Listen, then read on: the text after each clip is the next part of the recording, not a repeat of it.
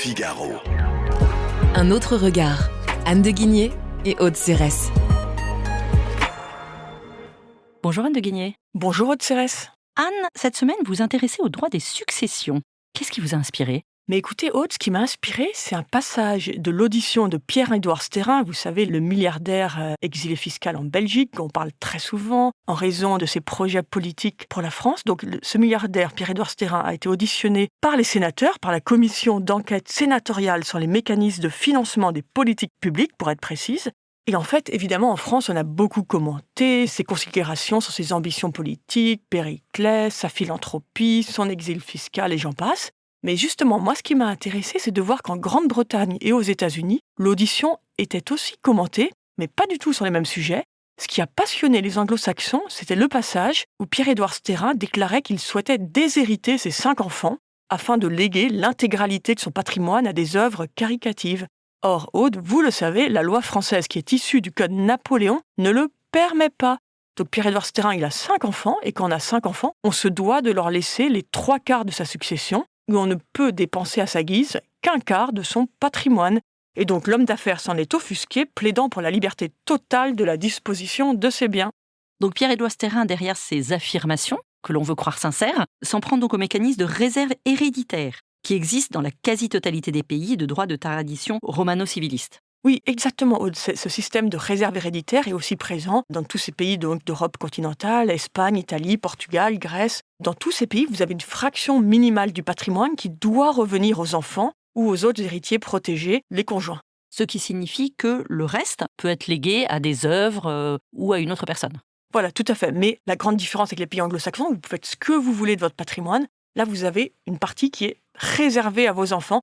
En France, c'est le pays le plus protecteur des enfants ou des conjoints. La réserve héréditaire est vraiment centrale dans le droit des successions français, sans doute parce qu'elle a été mise en place à la Révolution dans un esprit d'égalité au sein des fratries. Vous savez, avant, tout revenait au fils aîné, sous l'Ancien Régime, pendant cette idée féodale de garder les dynasties. Et donc la Révolution met en place l'égalité, et notamment évidemment des filles, au sein des fratries. Et donc en France, la réserve égalitaire est très importante. A contrario, dans les pays de common law, comme le Royaume-Uni ou les États-Unis, les règles sont beaucoup plus souples. Et ce qui est amusant, c'est qu'un État des États-Unis, la Louisiane, donc qui est sous l'influence des traditions de droit civil français et espagnol, elle a gardé très longtemps une réserve héréditaire, même si en 1995, il y a une réforme importante. Et bon, donc dans la plupart des pays, quand vous êtes un grand entrepreneur qui a très bien réussi, vous faites ce que vous voulez de votre fortune. Et c'est bien pour ça qu'on entend si souvent des personnes aussi connues que Warren Buffett, Bill Gates, Michael Bloomberg ou Mark Zuckerberg déclarer qu'ils ne lègueront qu'une infime partie de leur argent à leurs enfants. Zuckerberg et sa femme, par exemple, qui ont, je crois, 3 filles, ont décidé de leur donner 1% de leur fortune. Tout le reste va à des œuvres philanthropiques.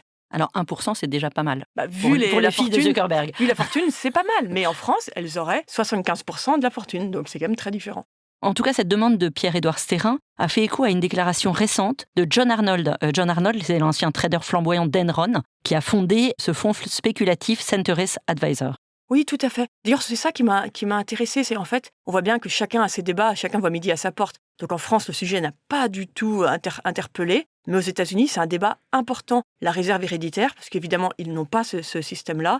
Et Stérin, ils ne connaissent pas du tout les positions politiques de Stérin, ça n'intéresse pas au-delà de l'Hexagone. En revanche, le fait qu'un milliardaire demande la liberté pour léguer son patrimoine, ça fait écho tout à fait à ce que vivent les milliardaires américains. Et John Arnold, donc, qui a gagné beaucoup d'argent de manière assez controversée, c'est au moment des crises financières, donc un très bon trader qui a toujours joué contre le marché et profité, il faut le dire aussi, du fait que d'autres s'appauvissaient énormément. Donc lui est donc évidemment devenu, pour se racheter sans doute, un philanthrope tout à fait convaincu. Et donc lui, il écrit « L'idéal culturel américain a été l'entrepreneur autodidacte, tandis que celui de l'Europe était enraciné dans l'aristocratie, avec un statut hérité plutôt que conquis. Les lois d'héritage européennes illustrent cette fracture. » Il rappelle qu'en droit français, quand quelqu'un de fortuné meurt, on estime son patrimoine en fonction des biens à l'instant présent, additionné de toutes les donations faites au long de sa vie. Et si les enfants se rendent compte que la personne a donné plus d'1 quart de son patrimoine, ils peuvent attaquer en justice les associations caritatives ou les fondations qui ont été bénéficiaires de la générosité de la personne qui vient de mourir. Et donc, écrit notre ancien trader, cela a limité le développement du secteur à but non lucratif sur le continent. Parce qu'évidemment, vous avez toujours ce risque juridique d'être attaqué par les héritiers. Et donc, je le cite toujours, « Si vous avez fait fortune vous-même, vous avez tendance à vouloir que vos enfants en fassent autant. Si vous héritez, l'objectif principal est de protéger le patrimoine pour la génération suivante. Des pays comme l'Espagne, la France et l'Italie consacrent légalement les dynasties familiales, tandis que l'Amérique a historiquement cherché à les limiter par des impôts sur les successions. Le résultat n'est pas seulement une culture plus faible de la philanthropie et de la société civile en Europe, mais aussi moins de dynamisme économique. » Alors évidemment, ça n'engage que lui, c'est un peu simpliste, mais je crois qu'il y a quand même un sujet assez vrai derrière cette culture de la philanthropie. Et en tout cas, il y a une vraie hiatus culturelle des deux côtés de l'Atlantique qui, moi, m'a beaucoup intéressée. Merci beaucoup, Anne. Merci, Aude. Je rappelle que votre chronique est disponible dans Le Figaro, sur le site du Figaro, sur Figaro Radio et toutes les plateformes d'écoute. À bientôt. À bientôt.